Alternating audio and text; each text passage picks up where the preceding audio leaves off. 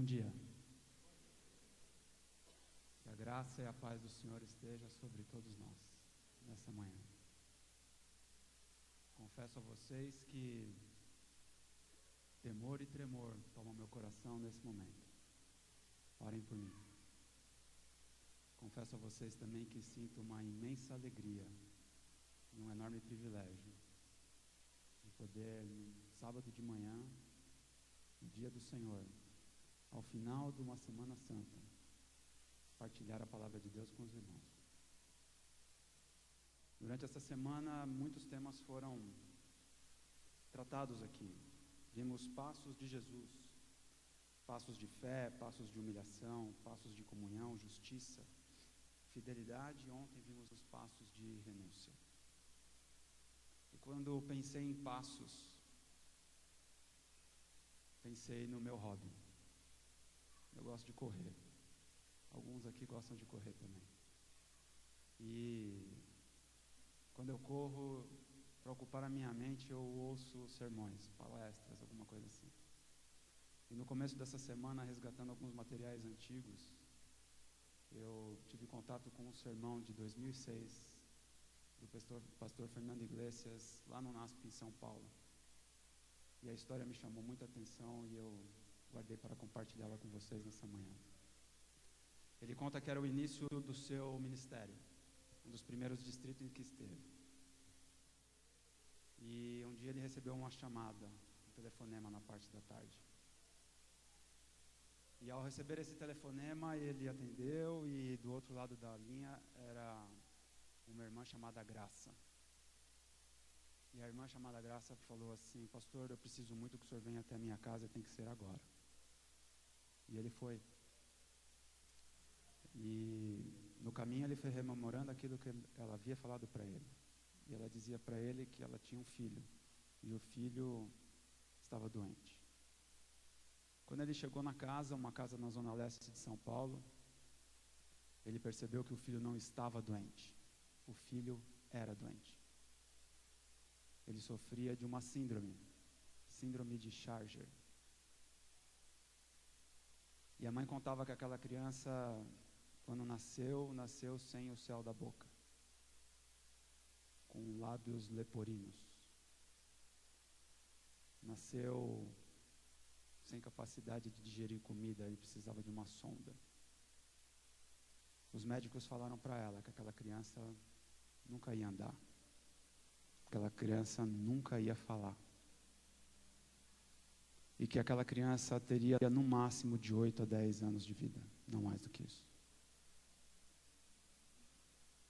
Ainda na mesa de cirurgia, diz que os médicos chegaram afoitos e falaram que precisavam fazer intervenções urgentes naquela criança.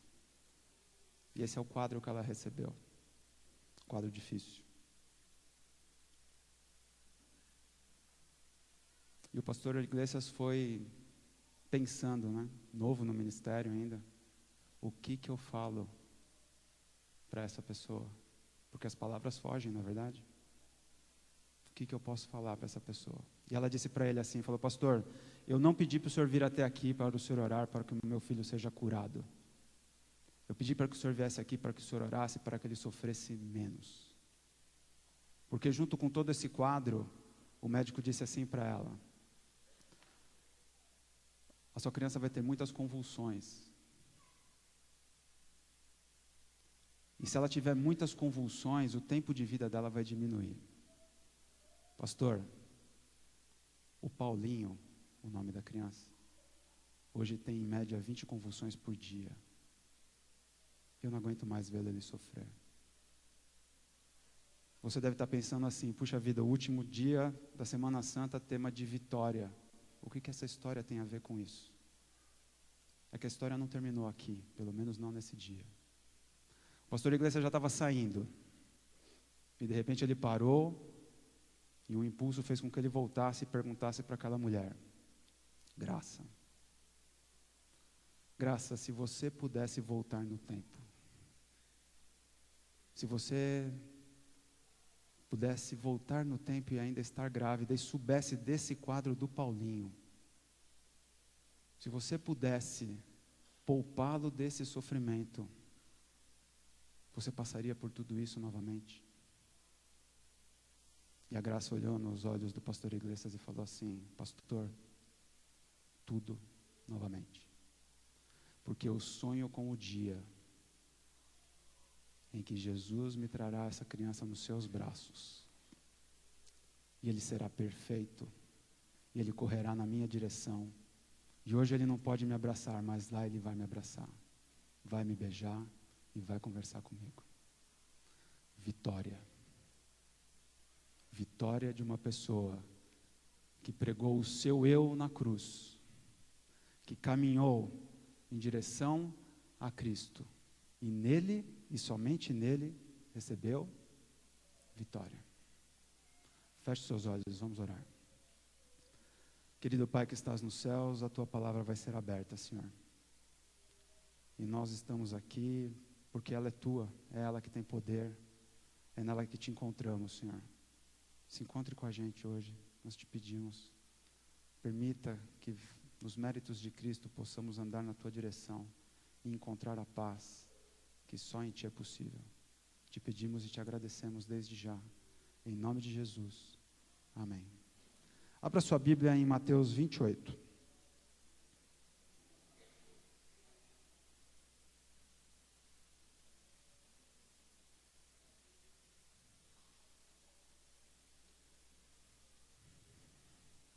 Durante esses dias, andamos por Mateus. Todos os dias, vimos a vida de Jesus na perspectiva do evangelista Mateus.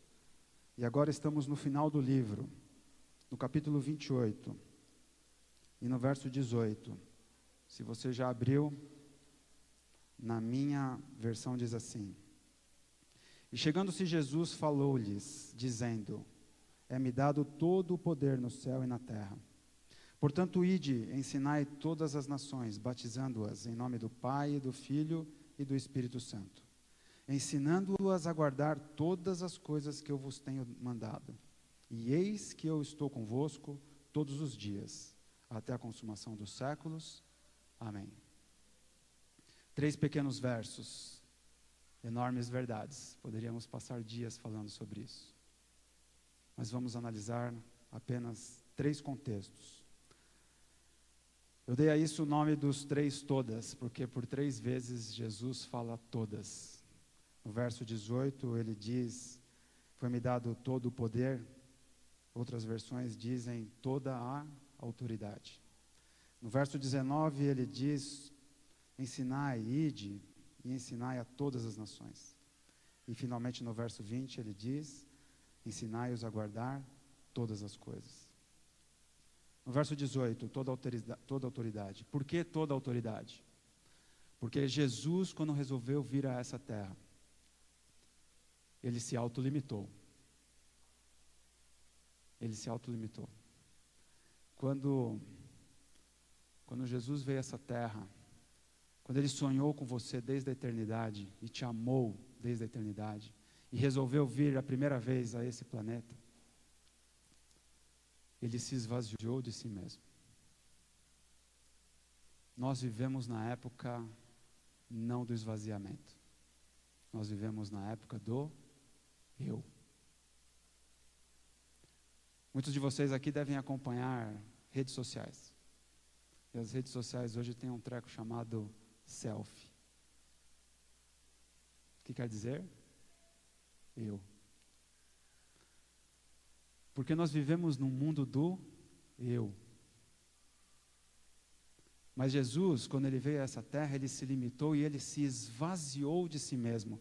Veja que lá, em Filipenses, no capítulo 2, no verso 6 ao verso 8, diz assim: que sendo em forma de Deus, não teve por usurpação ser igual a Deus, mas esvaziou-se a si mesmo, tomando a forma de servo, fazendo-se semelhante aos homens, e achando na forma de homem, humilhou-se a si mesmo, sendo obediente até a morte e morte de cruz.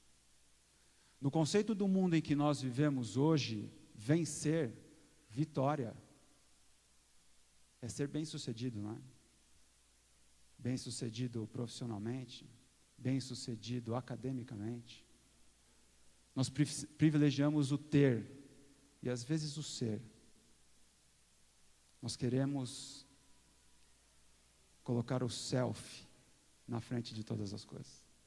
É por isso que faz tanto sucesso hoje você pegar um celularzinho, em todo lugar que você está, tirar o celular, apontar para você mesmo e bater uma foto. É interessante porque eu tenho um irmão e ele fazia isso já desde muito jovem, só que com máquinas aquelas máquinas muito precárias, né? E com filme. Você imagina como é que as fotos saíam, né? A foto digital, você tira uma, deu errado, você tira outra. Você não põe aquela que ficou ruim, não é verdade? Mas nós vivemos na sociedade que privilegia o ser. E para alcançar vitória, a primeira coisa que você tem que fazer é se esvaziar de você mesmo. E isso é muito difícil. Isso é muito difícil, mas deixa eu te falar uma coisa. O seu self é um morto-vivo. Se você não se livrar dele, você vai ficar aqui. Você não vai sair desta existência. Para você alcançar vitória, você tem que pegar o seu self e pregar ali, na cruz. E caminhar com Cristo até a vitória.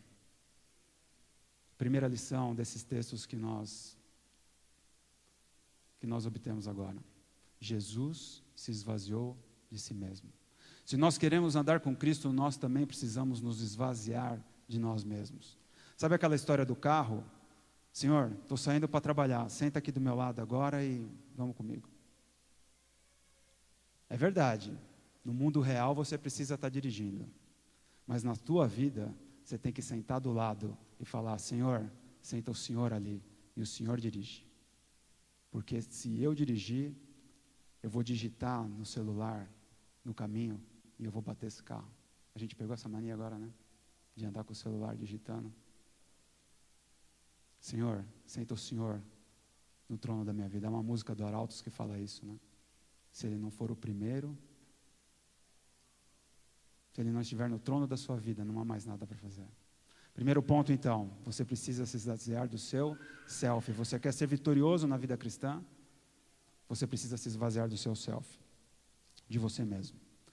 No verso 19, continua dizendo, portanto, ide, fazei discípulos de todas as nações, batizando-os em nome do Pai, do Filho e do Espírito Santo. Todas as nações. O cristianismo talvez seja a primeira religião do mundo que não é egocêntrica, que você recebe e que você quer falar para os outros. Porque ele não tem sentido quando você recebe e guarda para você. Não tem sentido você pegar a Bíblia e falar, entendi, fechar, colocar na prateleira e guardar para você. O cristianismo é aquela religião que te chama, e aliás não te chama, onde Jesus te ordena, ide. Você recebeu? Você se salvou? Você entendeu? Você quer andar comigo? Caminho da vitória? Você precisa chamar os outros agora. Você precisa ir a todas as nações. Nós, portanto, somos aqueles que precisamos pregar na cruz o nosso eu, em primeiro lugar. E nesse processo de pregar o nosso eu, em segundo lugar, nós precisamos levar a salvação para outras pessoas. Esse texto é o grande comissionamento, não é isso? Quando Jesus chamou você, Ele te chamou primeiro para a salvação. Mas Ele te chamou também para ser instrumento dEle, para salvar outras pessoas. E isso está muito bem descrito lá em Mateus, no capítulo 24, no verso 14, onde diz, e este evangelho do reino será pregado em todo o mundo, em testemunho a todas as nações, e então virá o fim. No conceito bíblico, vencer é se entregar. No conceito bíblico, 2, vencer é servir. Você tem que aprender a servir outras pessoas.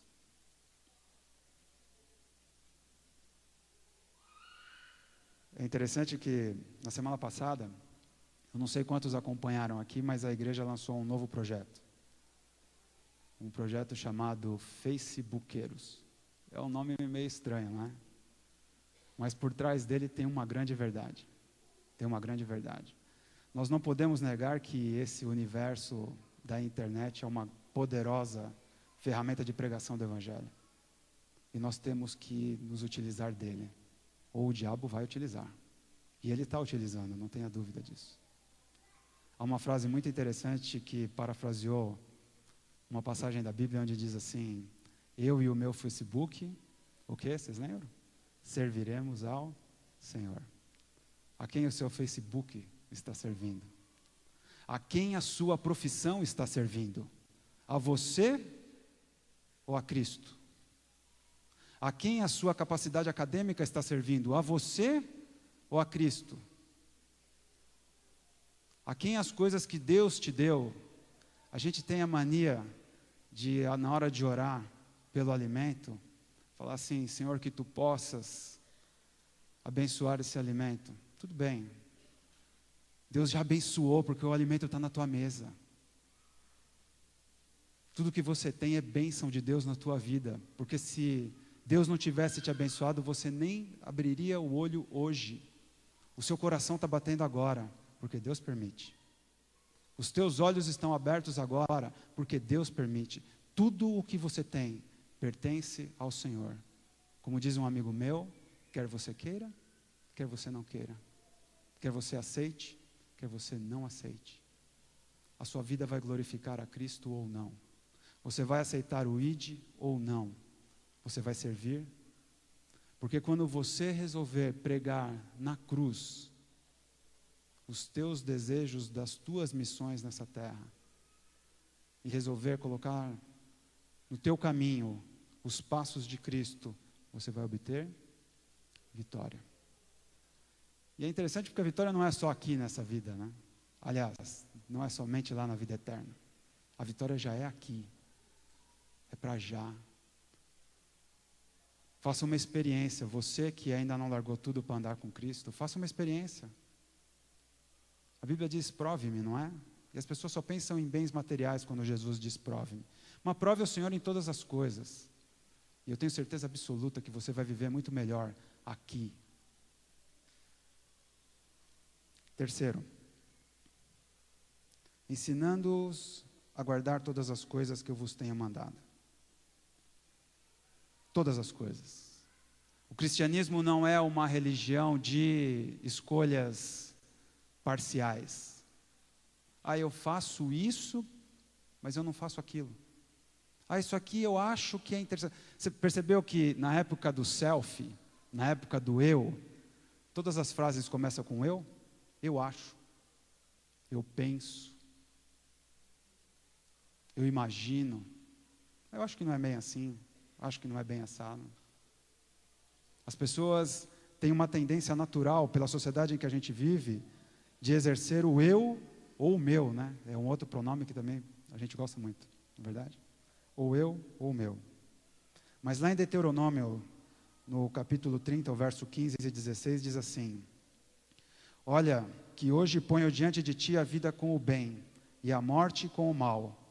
Mando-te hoje que ames o Senhor, o teu Deus, que andes em seus caminhos, observem os seus mandamentos, suas leis e seus preceitos. Para quê? Para que vivas e para que te multipliques. E que o Senhor teu Deus te abençoe na terra em que vais entrar para possuí-la. Deus não te chamou para ser equilibrado.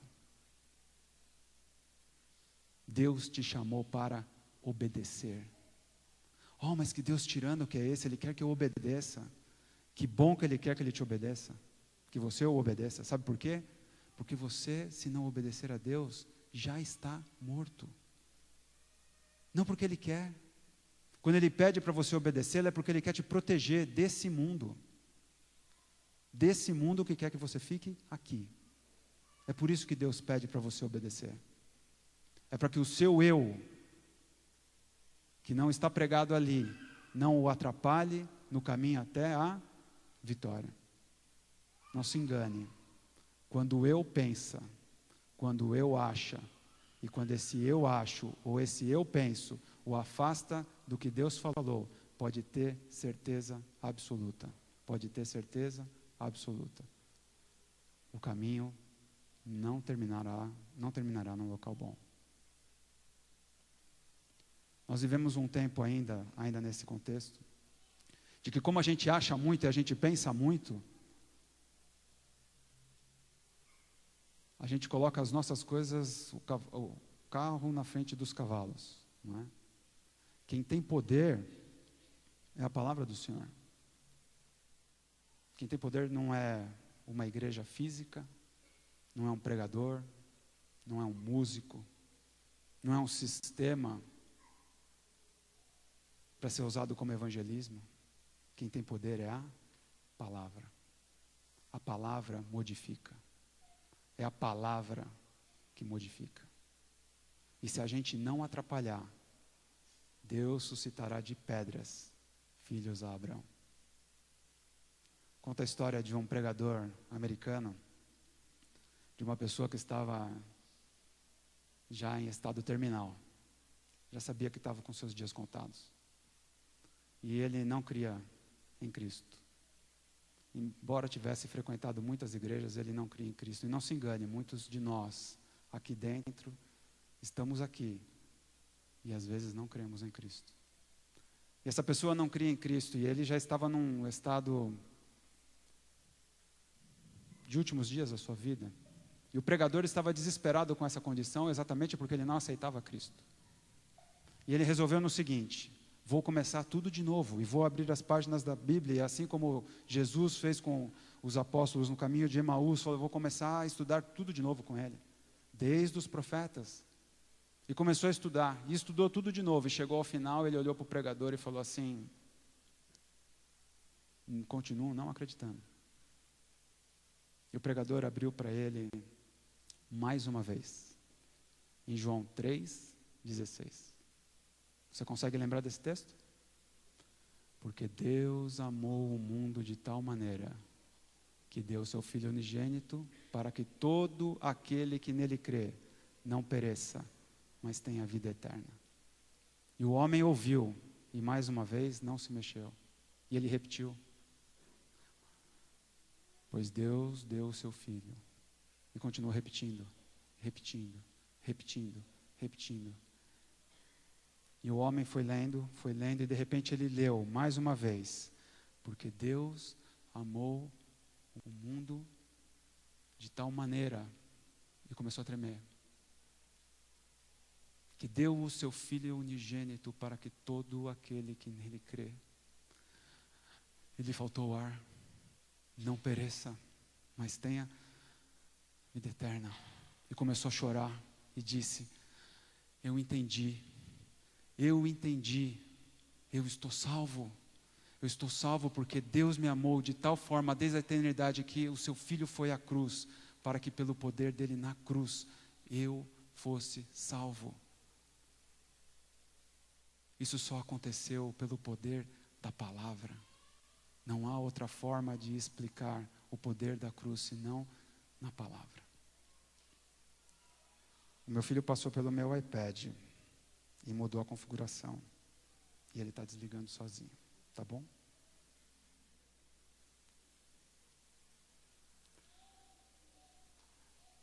Jesus finalmente diz uma grande promessa. Eis que eu estou convosco todos os dias, até a consumação dos séculos.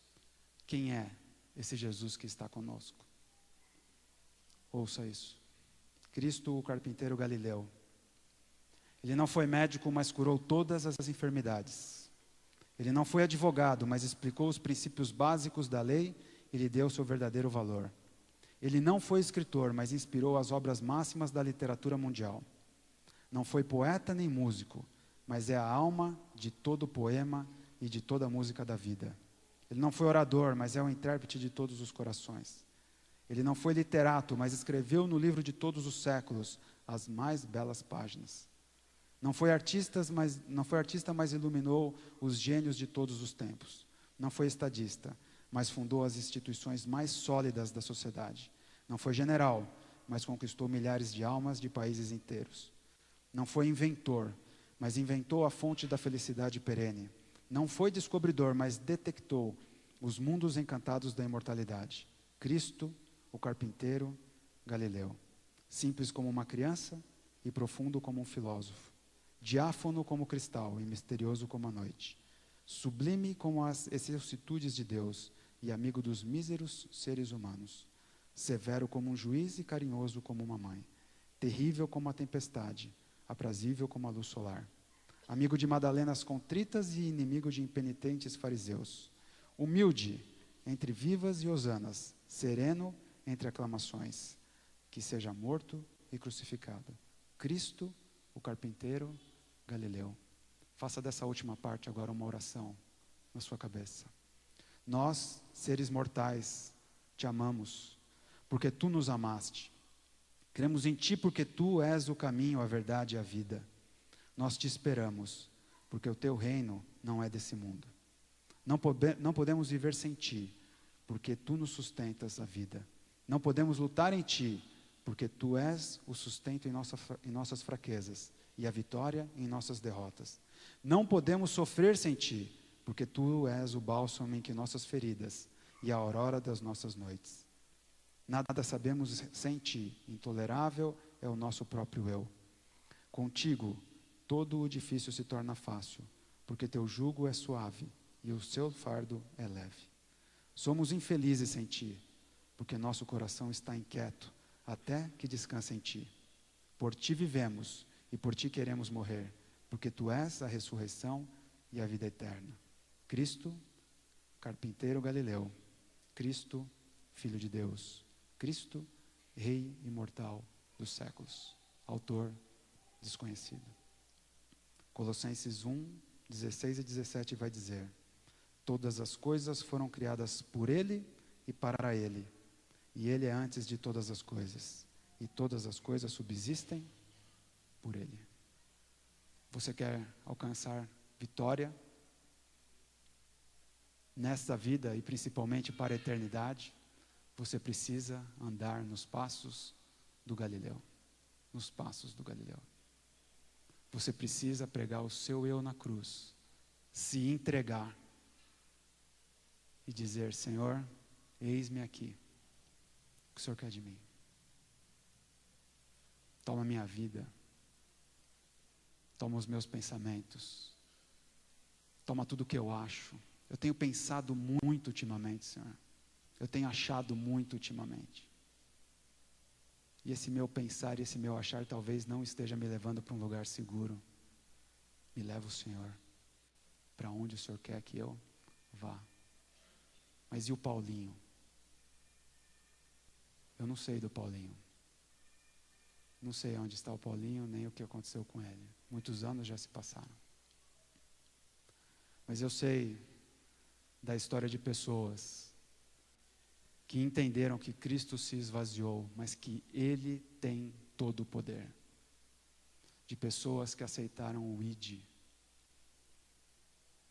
para levar este evangelho a todas as nações. De pessoas que aceitaram seguir todas as coisas, porque só assim eles alcançarão vitória. O ano é 1996. Em 1996 foi o ano mais feliz da minha vida. Eu conheci a minha esposa. Mas eu conheci através da minha esposa alguém que eu não conhecia. Eu conheci Jesus. A minha esposa não era adventista do sétimo dia, mas a família dela era. E naquela família havia duas pessoas, o Elias e a Marilene, que são pessoas que aceitaram o ID. Que são pessoas que me ensinaram todas as coisas enquanto viveram nessa terra. Eu tenho o mesmo sonho da graça. No dia da vitória, chegar no céu e abraçar meu tio e minha tia. Porque eu só estou aqui, é porque um dia eles aceitaram o ID. se esvaziaram de si mesmos, resolveram andar nos passos de Jesus e eles já venceram no poder dele. Não deixe que a pessoa que te trouxe aqui hoje, ou que em algum momento da sua vida te trouxe até essa igreja, não deixe que o trabalho dela seja em vão em Cristo. Glorifique em Cristo o trabalho dela, vivendo você hoje o que Cristo espera de você. Se entregue, largue o seu eu, porque o seu eu vai te matar. Desculpa te avisar, mas o teu eu vai te matar. Aliás, você já está morto e não sabe, porque só há vida em Cristo. Só há vida para aqueles que pregarem a sua vida aos pés da cruz, que resolvam andar com Ele e encontrem vitória nesta vida e no porvir. O Quarteto Atos vai cantar mais uma música. Vamos cantar? Vamos? Peguei-os de surpresa. O Quarteto Atos vai cantar mais uma música. Pense na tua vida. Livre-se do eu. Entregue-se a Cristo. Porque Ele veio. Porque Ele te amou dentro da eternidade, desde a eternidade. Mas não se esqueça, Ele vai voltar. Em breve Ele estará aqui para te levar para a eternidade.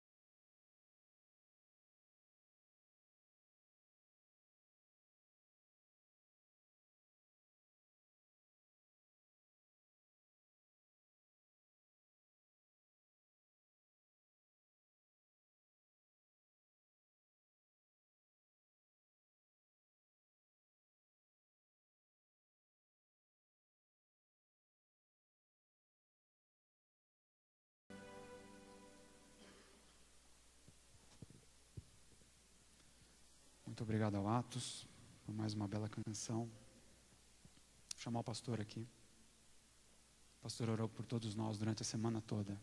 Eu gostaria que ele orasse pela gente também agora. Nós temos uma grande oportunidade ainda hoje de renovarmos os nossos laços com o Senhor, de nos entregarmos e de começarmos uma vida de vitória. Às 5 da tarde teremos aqui a nossa Santa Ceia. Não deixe de estar aqui. Não deixe de se entregar. Não deixe. Não deixe. A liderança dessa igreja tem um compromisso de se pregar na cruz, o nosso eu, e de andarmos em novidade de vida com Cristo. O nosso pastor tem nos inspirado a isso, e nós queremos andar junto com ele. O apóstolo Paulo disse, não é? Sejam meus imitadores, como eu sou imitador de Cristo. Nós temos um líder que pode ser imitador de Cristo e nos inspirar a sermos imitadores também do Senhor. E é por isso que eu quero pedir para que ele ore pela gente agora. Incline a sua fronte, assim como você está. Santo e maravilhoso, grandioso, magnífico Senhor. Louvado seja o teu nome hoje, para toda eternidade. Até porque nós sabemos que só poderão louvar o teu nome para toda eternidade os que forem obedientes. Porque somente os obedientes receberão o selo de Deus e serão salvos. Aceitaram a salvação, o sacrifício de Cristo Jesus. E por isso nós só temos a agradecer, Pai, e pedir as tuas bênçãos sobre este precioso povo, teu povo, Pai. Teus preciosos valem o sangue de Cristo Jesus. Isso já mostra que aquele que por um acaso aqui nesta manhã esteja se sentindo para baixo, depressivo, triste consigo mesmo, já saiba o valor que ele tem. Esta semana, Pai, falar sobre Ti, ouvir sobre Ti foi uma bênção. E o melhor, ouvimos pregadores daqui, membros dessa igreja, pessoas que, como nós, aí têm os seus trabalhos, suas correrias, mas que tiraram tempo para preparar, para estudar, e foram usados por Ti, e tocaram corações. O meu coração também foi tocado, Senhor. Ouvi coisas incríveis esta semana. Muito obrigado por essas oportunidades. Que as Tuas bênçãos, que o Teu Espírito caia sobre nós como esta chuva. Que sejam bênçãos que transformem, que reavivem e que nos levem a uma reforma verdadeira, urgente de vida. Pai, a Semana Santa de fato estará chegando. Muitos têm seus planos, viagens, reencontros em família. Que o Senhor os proteja onde estiverem indo. E que estas saídas, viagens, não sejam sinônimos de quedas espirituais, mas sim de crescimentos em Cristo. Muito obrigado. Fomos alimentados pela Tua palavra ricamente esta semana. E hoje à tarde queremos nos reencontrar aqui para dizer publicamente: eu aceito a Sua salvação através da cerimônia da Santa Ceia. Muito obrigado. Continue tocando o coração de outros pregadores que estão aqui entre nós. Jovens, adolescentes, adultos, idosos, que se levantem para falar do Teu amor. Obrigado, em nome do Senhor Jesus. Amém, Pai.